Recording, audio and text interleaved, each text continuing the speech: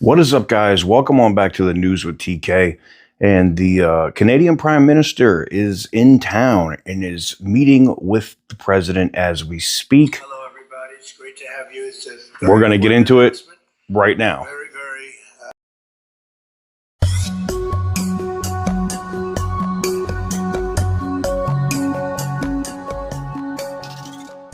A few days ago, he won a very big election in Canada. And I think I was probably the greatest thing that happened to him, but I can't take full credit. His party was losing by a lot, and he ended up winning. So I really want to congratulate him. It was probably one of the greatest comebacks in the history of politics, maybe even greater than mine. But I want to just congratulate you. That was a great election, actually. We were watching it with interest, and I think Canada chose a very talented person, a very good person.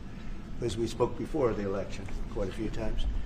And it's an honor to have you at the White House and the Oval Office. And you see the new and improved Oval Office as it becomes more and more beautiful with love. You know, we handle it with great love and 24-karat gold. That always helps too. Right? But it's been a lot of fun. We're going over some of the beautiful pictures that were stored in the vaults that were for many years, in some cases over 100 years.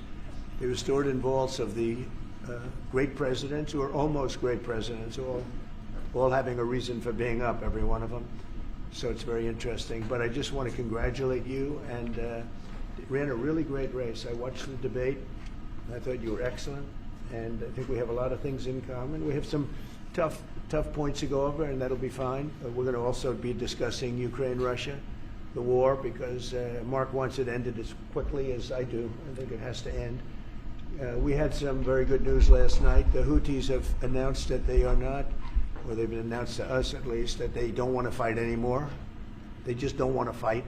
And we will honor that. And we will stop the bombings.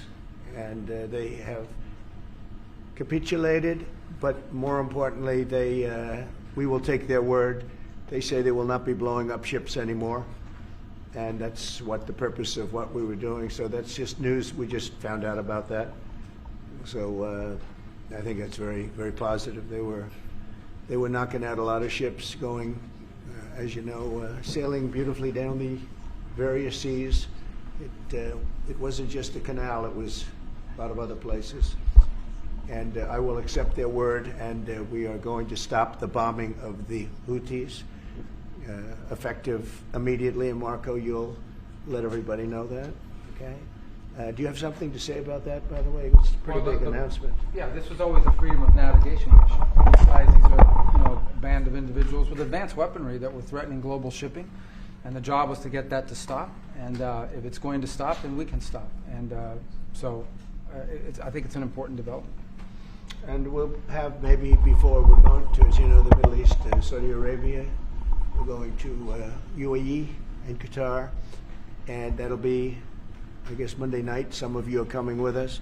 I think before then we're going to have a very big announcement to make, like as big as it gets. And I won't tell you on what, but it's going to, and it's very positive. I'd tell you if it was negative or positive. I can't keep that out. It is really positive. And that announcement will be made either Thursday or Friday or Monday before we leave. But it'll be one of the most important announcements that have been made in many years about a certain subject, very important subject. So you'll all be here. Mark, would you like to say a few words? Well, thank you, Mr. President. I'm on the edge of my seat, actually. But thank you for your hospitality and above all for your leadership. You're a transformational president, focus on the economy with a relentless focus on the American worker, securing your borders, ending the scourge of fentanyl and other opioids, and securing the world. And I've been elected with my colleagues here, with the help of my colleagues here. I'm going to spread the credit to transform Canada. With a similar focus on the economy, securing our borders, again on fentanyl, much greater focus on defense and security, securing the Arctic and developing the Arctic, And the history of Canada and the U.S. is we're stronger when we work together, and there's many opportunities to work together. And I look forward to, addressing some of those issues that we have, but also finding those areas of mutual cooperation so we can move Great. forward. That's great. Very nice. Thank you very much. It's a very nice statement. Mr. President, Anybody? Mr. President, is USMCA dead? No, it was actually very effective, and it's still very effective, but people have to follow it. So, that's been a problem. People haven't followed it. But it was a transitional step a little bit, and as you know, it terminates fairly shortly. It gets renegotiated very shortly. But I thought it was a very positive step from NAFTA. NAFTA was the worst trade deal in the history of our country, probably in the history of the world. And this was a transitional deal, and we'll see what happens. We're going to be starting to possibly renegotiate that if it's even necessary. I don't know that it's necessary anymore, but it served a very good purpose. And the biggest purpose it served is we got rid of NAFTA. NAFTA was a very unfair deal for the United States. A very, very terrible deal. It should have never been made. It was made many years ago, but it should have never been made. Mr. President, Canada and the United States, would you like to see your first trade deal be with Canada, our neighbors in the world? I would love that. Look, I have a lot of respect for this man, and I watched him come up, in a sense, through the ranks when he wasn't given much of a chance, and he ran a really great campaign. He did a really great debate. I think that debate was very helpful. I was going to raise my hand. I don't know if that's good or bad. I shouldn't say that. That might hurt you. But no, he ran a really great election, I thought. And yeah, something could happen. Something could happen. Yeah, please. What's the top concession you want out of Canada? The top concession you want out of Canada? Concession? Yes. Friendship. But that's not a concession. No, we're going to be friends with Canada. Regardless of anything, we're going to be friends with Canada. Canada is a very special place to me. I know so many people that live in Canada. My parents had relatives that lived in Canada, my mother in particular. And I love Canada. I have a lot of respect for the Canadians. Wayne Gretzky, how good, the great one. You happen to have a very, very good hockey player right here on the Capitals, who I have a lot of respect. He is a big, tough cookie, too. Just broke the record. And he's a great guy, and we had the team here, and I got to know a lot of the players. But now Canada is a very special place. Yeah, please. Mr. President, and Mr. Prime Minister, I'd like to get your response to this too. But Mr. President, you have said that Canada should become the 51st state. Were you joking? No. Well, I still believe that, but it takes two to tango, right? But no, I do. I believe it would be a massive tax cut for the Canadian citizens. You get free military, you get tremendous medical cares and other things. There would be a lot of advantages, but it would be a massive tax cut. And it's also a beautiful, as a real estate developer, I'm a real estate developer at heart.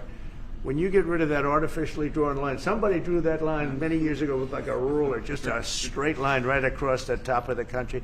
When you look at that beautiful formation when it's together, I'm a very artistic person, but when I looked at that beauty, I said that's the way it was meant to be. But I do feel it's much better for Canada, but we're not going to be discussing that unless somebody wants to discuss it. I think that there are tremendous benefits to the Canadian citizens, tremendously lower taxes, free military, which honestly we give you essentially anyway because we're protecting Canada if you ever had a problem. But I think it would really be a wonderful marriage because it's two places that get along very well. They like each other a lot. Well, if I may, as you know from real estate, there are some places that are never for sale. That's true. We're sitting in one right now, Buckingham Palace that you visited as well. That's true. And having met with the owners of Canada over the course of the campaign last several months, it's not for sale, won't be for sale ever. But the opportunity is in the partnership and what we can build together. And we have done that in the past. And part of that, as the President just said, is with respect to our own security.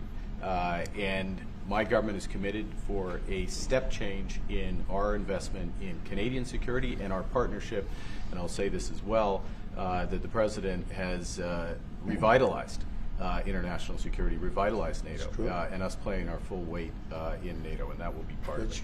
And they have, I must say, Canada is stepping up the military participation because Mark knew, they were low, and now they're stepping it up, and that's a very important thing. But never say never. Never say never. Mr. President, I'm saying that what would it take to get the tariffs off of Canada? Well, we'll be talking about different things. Like, we want to protect our automobile business, and so does Mark.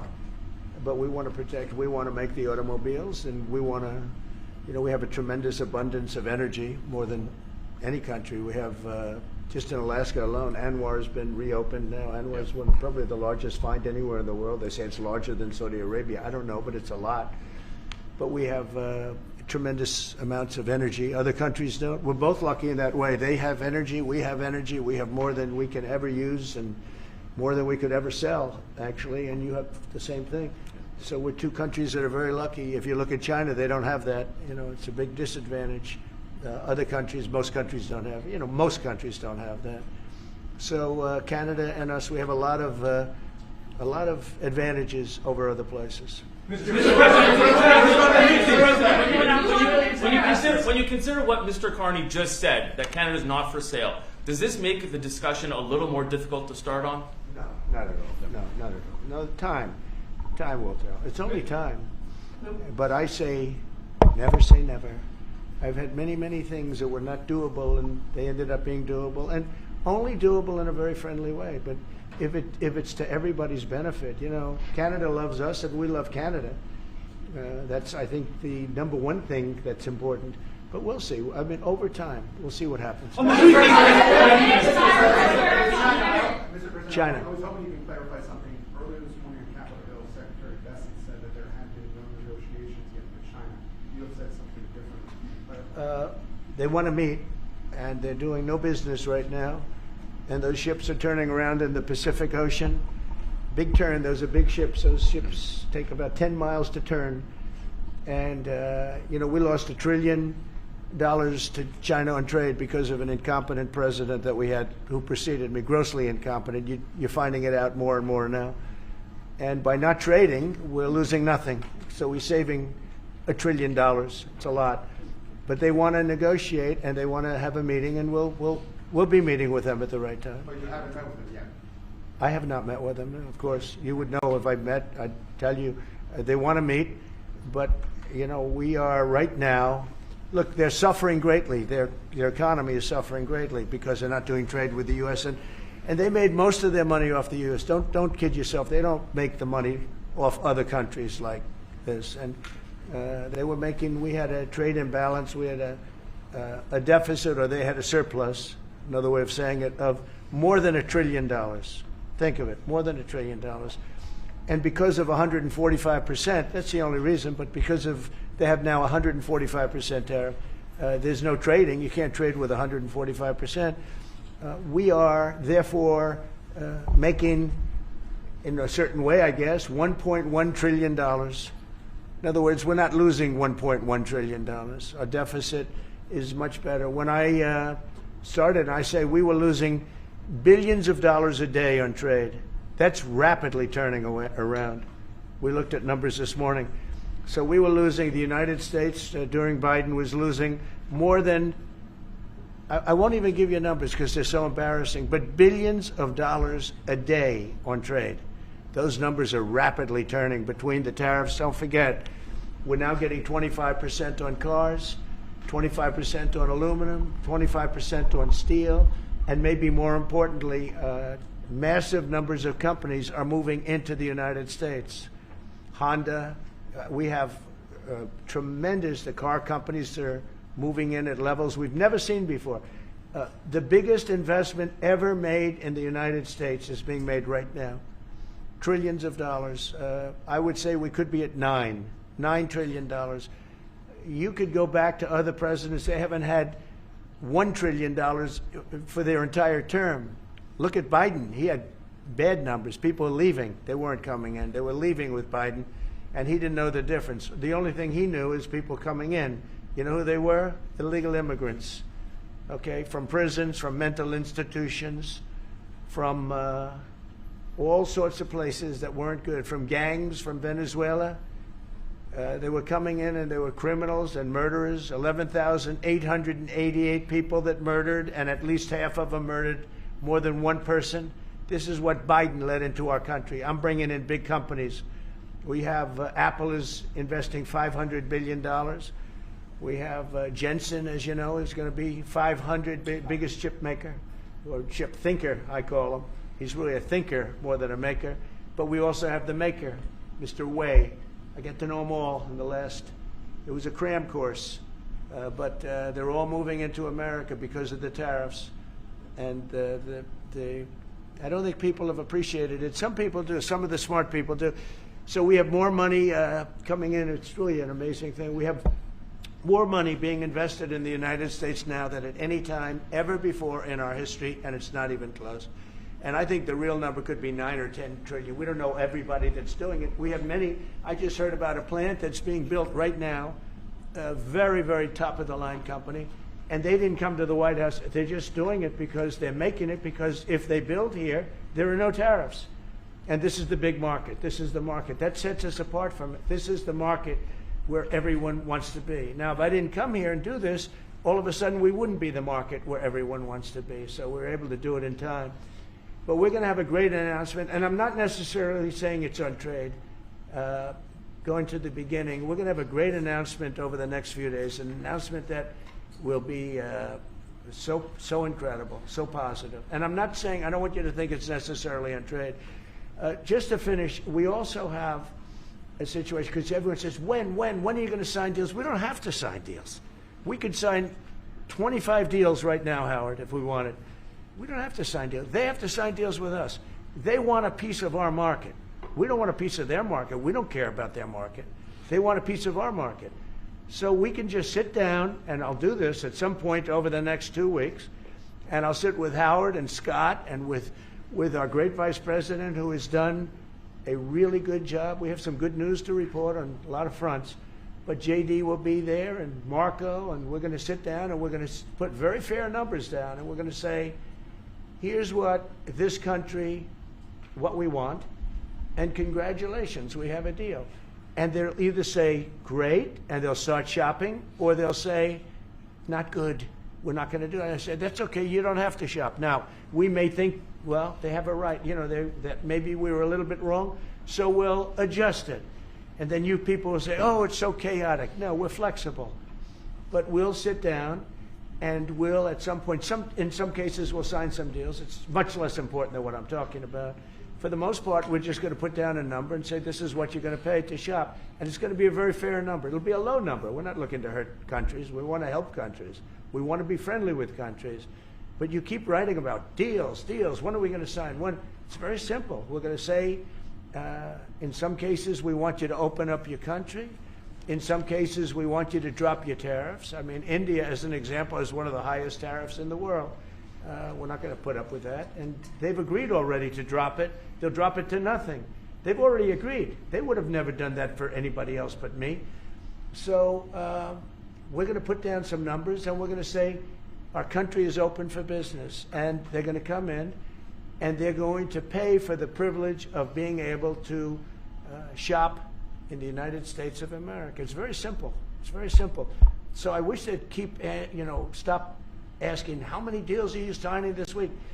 Because one day we'll come and we'll give you 100 deals. And they don't have to sign. All they have to do is say, oh, we'll start sending our ships right now to pick up whatever we want or to bring whatever we want. It's very, very simple. And I think my people haven't made it clear. We will sign some deals. But much bigger than that is we're going to put down the price that people are going to have to pay to shop in the United States. Think of us as a super luxury store, a store that has the goods. You're going to come and you're going to pay a price, and we're going to give you a very good price. We're going to make very good deals. And in some cases, we'll adjust. But that's where it is. And We've been ripped off by everybody for 50 years, and we're just not going to do that anymore. We can't do that, and we can't let any country do that to us. We're just not going to do it anymore. On the Houthis,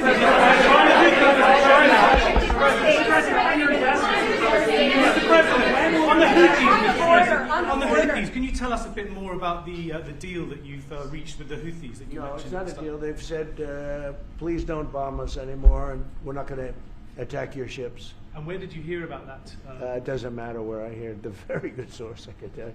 Very, very good source. Would you say Marco? I would say pretty good, right, JD? A very good source. No, they don't want to be. They don't want to be. They don't want to be bombed anymore. You know. Sort of thought that would happen. Behind you, please. Clarifying something you said on USMCA. Is the U.S. prepared to walk away from that pact? From what pact? USMCA. No. It's fine. It's there. It's good. We use it for certain things. It's there. We have the USMCA is a good deal for everybody. I won't say this about Mark, but I didn't like his predecessor. I didn't like a person that worked for. She was terrible. Actually, she was a terrible person, and she really hurt that deal very badly because she tried to take advantage of the deal and she didn't get away with it. You know what I'm talking about. But so you know, we had a bad relationship having to do with the fact that we disagreed with the way they viewed the deal, and we ended it. You know, we ended that relationship pretty much. The USMCA is great for all countries. It's good for all countries. We do have a negotiation coming up over the next year or so to adjust it or terminate it.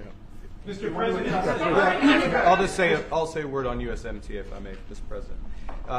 It is a basis for a broader negotiation. Some things about it are going to have to change. And part of the way you've conducted these tariffs has taken advantage of existing aspects of USMCA. So it's going to have to change. There's other elements that are come, and that's part of what we're going to discuss. Right.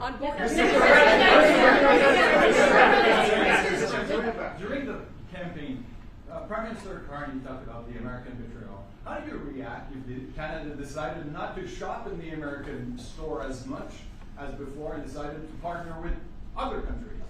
Well, we don't do much business with Canada from our standpoint. They do a lot of business with us. We're at like 4%, and usually those things don't last very long. You know, we have great things, great product. The kind of product we sell, nobody else can sell, including military. Look, we make the best military equipment in the world, and Canada buys our military equipment, which we appreciate. But we make the best military equipment in the world by far. The missiles, the submarines. Everything we have is really top notch. I rebuilt our military during our last term. Stupidly, we gave some away to Afghanistan, which shouldn't have happened. But that was, I think it was the most embarrassing moment in the history of our country. It was just a very incompetent people. But if you look, the man that's now the head of our Joint Chiefs, he led the attack on ISIS for me. That's why he's the head of the Joint Chiefs. And Raisin Kane, he was unbelievable. And as you know, we defeated ISIS in 3 weeks. It was supposed to take 5 years. We did it in 3 weeks. And he ran the campaign. I said, I like him. But I knew him before. I went to Iraq, and we agreed to a plan, and that was the plan. And as you know, we did it in record time. So we have the best equipment in the world. We have the best, a lot of things. But Canada does a lot more business with us than we do with Canada. Yeah. Mr. President, can I ask you about your investments, Mr. President? When do you think the investments that you've announced, the trillions, will finally hit the economic data this year? When you're saying about the tariffs? No, about the investments that you've announced. You've announced. Oh, it's hitting right now. Look, they're already starting AI plants. These are not people that look for financing. That's a good thing. You know, in real estate, you get a site, then you have to look for financing, you have to get your zoning, 5 years later you start building, you get a bank, then the bank's no good. These people have massive amounts of cash. The CHIPS Act was a ridiculous thing because that doesn't get them to build. All we did is hand very wealthy companies money. The CHIPS Act that was done by Biden. Billions, we give them billions of dollars. They don't even have to do anything with it. And then if you weren't, if you didn't have and I don't want to be a wise guy, but if you didn't go with the DEI, if you didn't go with all of the different things, woke, if you weren't woke, you couldn't even use the money. You had to have a certain percentage of this and that and that and that. It's impossible to have. The companies actually complained to me. They say they gave me all this money, but nobody can get these people to do anything. I mean, look, President Obama, and if he wanted help, I'd give him help because I'm a really good builder and I build on time, on budget. He's building his library in Chicago. It's a disaster. And he said something to the effect, I only want DEI, I only want woke. He wants woke people to build it. Well, he got woke people, and they have massive cost overruns. The job is stopped. I don't know. It's a disaster. And I don't like that happening because I think it's bad for the presidency that a thing like that should happen. He's got a library that's a disaster. And he wanted to be very politically correct, and he didn't use good, hard, tough, mean construction workers that I love, Marco. I love those construction workers. But he didn't want construction workers. He wanted people that like never did it before, and he's got a disaster in his hands. Like millions of dollars, really many millions of dollars over budget. And I would love to help him with it, or somebody else. I could recommend professionals. But it was not built in a professional manner. By the way, nor was in California a little train going from San Francisco to Los Angeles that's being run by Gavin Newsom, the governor of California. Did you ever hear of Gavin Newsom? He has got, that train is the worst cost overrun I've ever seen. It's like totally out of control. So then they said, all right, we won't go into San Francisco. We'll stop 25 miles short. And we won't go into Los Angeles. We'll stop 25 miles short. It's hundreds of billions of dollars for this stupid project that should have never been built. And then they realized that it would have been a lot less costly if we just gave limousine service back and forth and gave it free. They would have saved hundreds of billions of dollars. They have airplanes that go there for one 1/100th the cost, and they have cars. They have a thing called the highway that goes back and forth that's not fully utilized. And they got involved with this project, and Gavin, I always liked Gavin. I had a good relationship with him. I just got him a lot of water. I sent in people to open up that water because he refused to do it. And we just got him a lot of water. If they would have had that water, and if they would have done what I said to do, they wouldn't have had the fires in Los Angeles. Those fires would have been put out very quickly. But if you think about it, and you got to take a look at this, it's the worst cost overrun I've ever seen. I've watched a lot of stupid people build a lot of stupid things, but that's the worst cost overrun I've ever seen, what's happening between San Francisco and Los Angeles. And you ought to ask about that, because this government is not going to pay. I told our very great new Secretary of Transportation, he's doing a good job, Sean Duffy, I said, we're not going to pay for that thing. It's out of control. This is something that you don't have things like this. It's not even conceivable. Like 30 times over budget, 30 times. It's the craziest thing and now it's hundreds of, it was supposed to be a simple train. And I think the media should take a look at it. And I'd love him to run for president on the other side. I'd love to see that. But I don't think he's going to be running, because that one project alone, well, that and the fires and a lot of other things, pretty much put him out of the race. Mr. President, what changes would you like to see to the USMCA? Or what changes would you like to make? We're going to work on some subtle changes, maybe. I don't even know if we're going to be dealing with the USMCA. We're dealing more with concepts right now. Look, right now, we're doing trade. We have trade. They're paying a tariff on cars and steel and aluminum. And I think we have a baseline of 10% or something like that for the tariffs. But we're getting along very well. Right now, going no further, but we have an agreement. We did something with even parts. You want to discuss that, Howard, with respect to Canada, which helps Canada out? Sure. So we've made an arrangement with the car companies that 15% of their USMCA parts are included, and then 15% of foreign parts from the manufactured suggested retail price are not tariffed, to help domestic manufacturing really thrive. So it gave them a chance to be able to build their car parts factories if they're going to. A lot of these companies already have factories, and what they have to do is just fill them out. But they're able to build them in the United States, so we gave them a pretty substantial period of time. Just to clarify, Mr. President, is there anything the Prime Minister can say to you today to change your mind on tariffing Canada? Tariffing cars? Tariffing Canada. Is there anything he could say to you in the course of your meetings with him today that would get you to lift tariffs on Canada? No. Why not? Just the way it is. What's the first thing? If Canadians don't want it, would you respect that? Sure, I would. But this is not necessarily a one-day deal. This is over a period of time they have to make that decision. Yes, go ahead. Yeah, if I may. Respectfully, Canadians' view on this is not going to change on the 51st state. Secondly, we are the largest client of the United States in the totality of all the goods. So we are the largest client of the United States. We have a tremendous auto sector between the two of us, and the changes that made have been helpful. 50% of a car that comes from Canada is American. That's not like anywhere else in the world. And to your question about is there one thing? No, this is a bigger discussion. There are much bigger forces involved, and this will take some time and some discussions, and that's why we're here, to have those discussions, and that is represented by who's sitting around the table. See, the conflict is, and this is very friendly. We're not. This is not going to be like we had another little blow up with somebody else. That was a much different.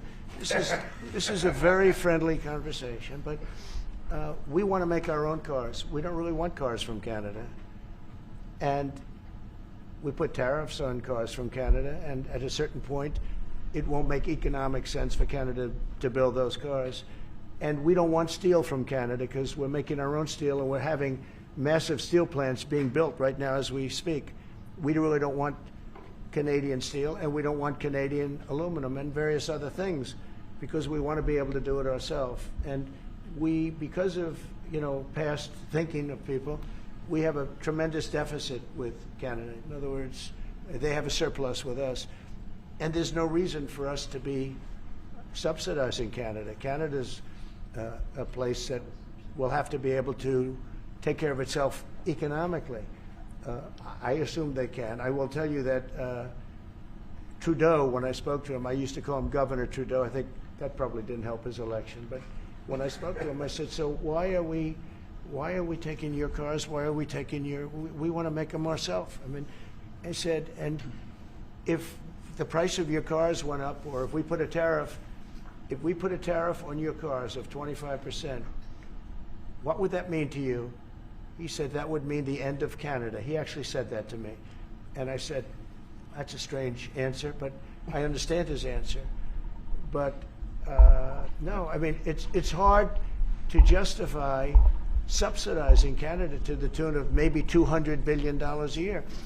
We protect Canada militarily, and we always will. We're not going to, that's not a money thing. But we always will. But, it's not fair. But why are we subsidizing Canada $200 billion a year, or whatever the number might be? It's a very substantial number. And it's hard for the American taxpayer to say, gee whiz, we love doing that. Thank you very much. We're going to have a very substantial. Thank you. Thank you very much. All right, guys, let's talk about it. So you saw what the president said in real time.